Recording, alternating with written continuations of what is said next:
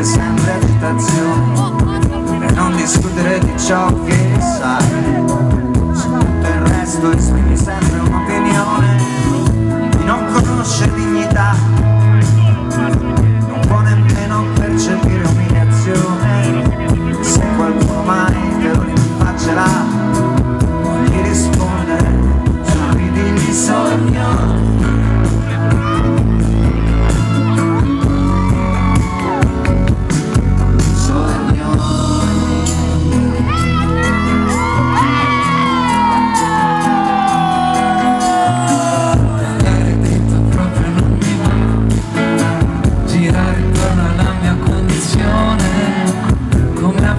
Sulla verità, se guardo altrove non è per distrazione, è il tempo che è necessario per decidere, per affilare le unghie e poi anche se sembra che nulla mai mi tocchi, quando sorrido non chiudo certo gli occhi, ma le regole le so, giocherò seriamente come so, come sai, altrimenti non potrei diventare ancora il tuo sostegno e domandare ancora il tuo sostegno.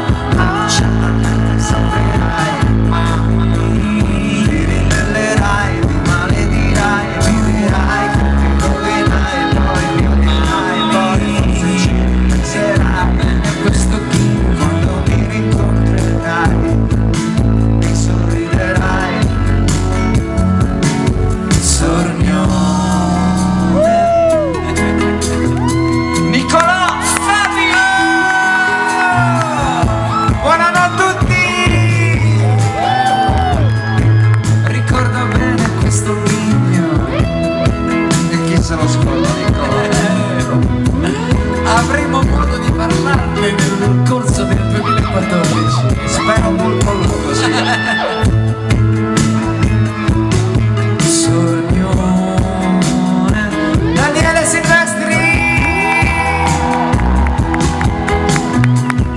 domandarti come stai, non lo so, bene direi sì. corre sempre un certo rischio, Corriamolo. il rischio che risponderai, Cosa risponderò?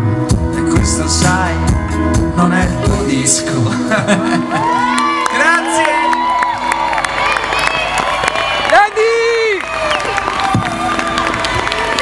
Grazie a tutti, buonanotte!